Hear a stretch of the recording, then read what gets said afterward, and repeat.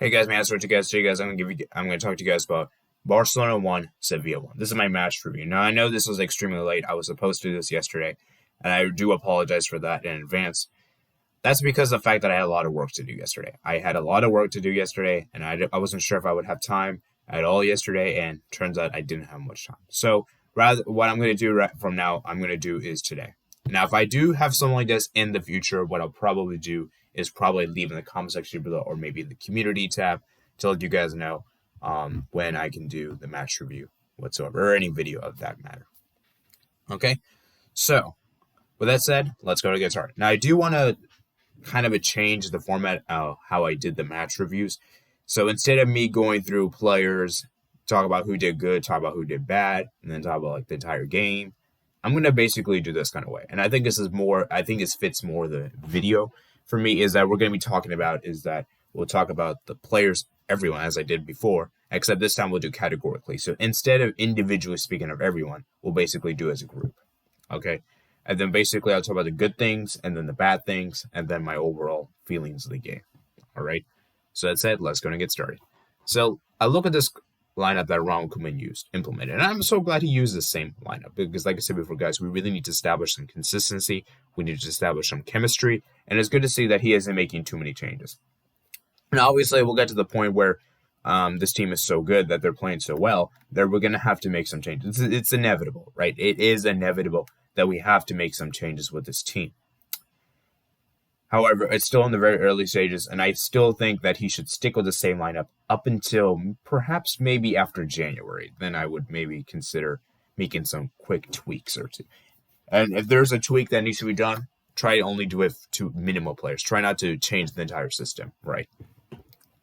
Anyways, let's talk about the good players in the day. For me, the only two really good players in the day I was pretty impressed with were Felipe Coutinho and Lionel Messi. Everyone else for me was... I thought Ronald Rojo was pretty good. I think Ronald Rojo, Coutinho, Messi were pretty good. All three of which players I thought were pretty good on the day. And as far as the substitutes are concerned, I'll do those separately. I don't really think it's fair we compare the substitutes with the starting 11 because substitutes obviously played way less minutes than the starting 11 did. So I don't think it's fair we compare. Okay.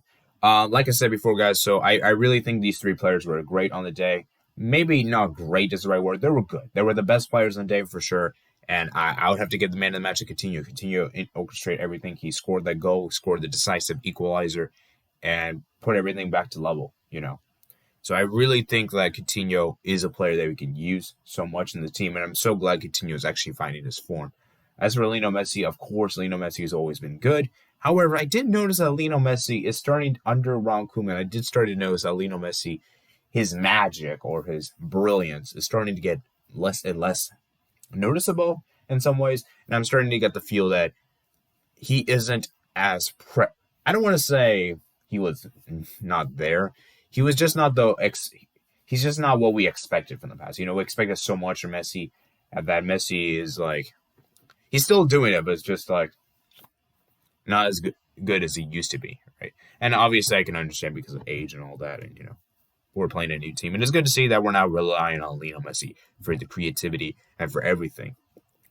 Ronald Rojo, I thought was pretty good on the day. He had a good defensive game, and I thought he was one of the better players on the day.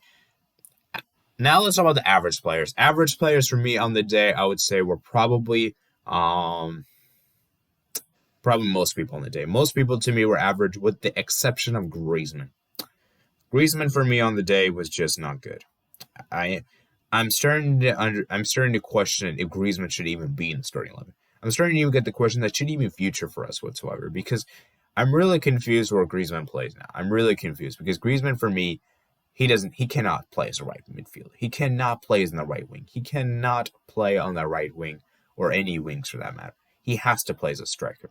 And I'm really starting to get the concern that if we swap him with Lionel Messi, how will that do? Because at times when we see Messi on the right, we normally see him drift more to the central role, and given that huge space on the right being vacant.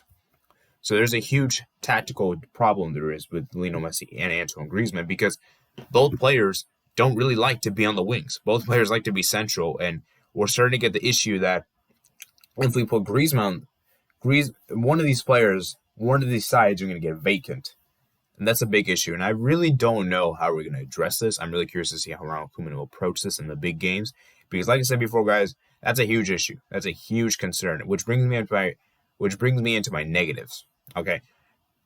Let's start with the negatives of the game. I personally think we didn't really have as much intensity or pressure and desire as we did against the other games. Like I feel like against Villarreal and Celta Vigo, we showed a lot more desire, intensity, pressure.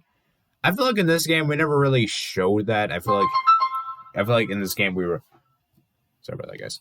I feel like in this game we were always very like I don't want to say nonchalant because I think it's kind of harsh. We just weren't as up for it as normal. Now, to be fair, we did have a lot of games this week. We had like 3 games, I believe, this week. So it's understandable why that we're not as we're kind of a little bit fatigued. I understand.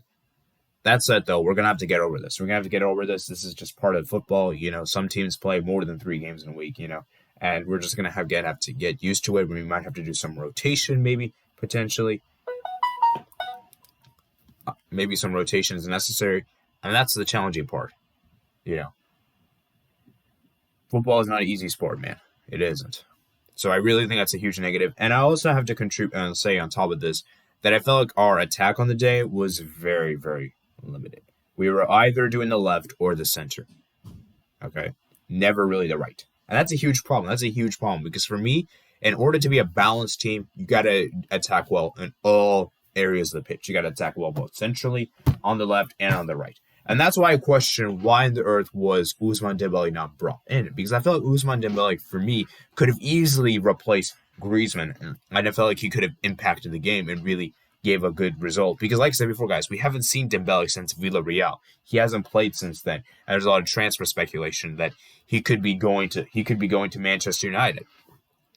And as I'm recording this video, I don't know if he will. This is the final day of the transfer window. I believe it will close at 6 p.m. Eastern Time, which is 11 p.m. British Standard Time, I believe it is. So I'm really curious to see I'm really hoping that we can have Dembele on the team. Because like I said before, guys, for me, Dembele is a player that we absolutely need. We need Dembele on the pitch. And because like I said before, guys, it's getting very worrying. I really starting to get the feel that we cannot play Griezmann in every single game and absolutely do nothing, you know? Okay. So I'm really starting to get that feel. So that's another concern for me. And finally, my final concern of the day is that I feel like defensively, we weren't as solid as I would like to be against Celta Vigo and against Villarreal. Now, obviously, I understand we conceded a goal. However, even still, Sevilla had some good clear-cut chances, and had they been more clinical, who knows? They could have maybe walked out of here with a win. Who knows? That is very well possible. I didn't think defensively we were that good. I felt like Sevilla could find us very open. To be fair, though, so we did manage to break through Sevilla press, so maybe it's not all that bad. It's just I'm really worried about how we're going to go against the big teams like the Madrids, and then you got like Juventus, you know, etc. So hopefully over time we can fix the defensive issues. Now let's get about the substitute players. I should have done this a lot earlier. Let's talk about them. So Junior Dest, for the brief time he came on, I thought it was impressive. You know, Jordi Alba just got injured. He was brought in, and I felt like he made an instant impact. He made an instant impact in the game and tried to make some cross in the box. And I felt like he, for the most part, was pretty good.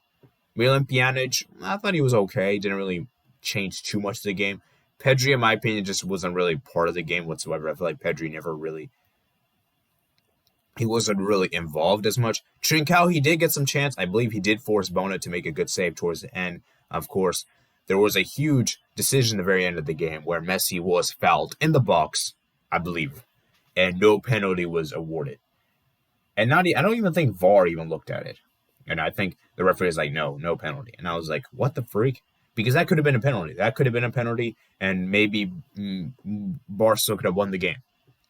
And they really could have. Because for me, that challenge to me looks very interesting. I'm really interested to see what you guys think. Do you guys think that was a penalty? Because first thing for me, I think it could have been.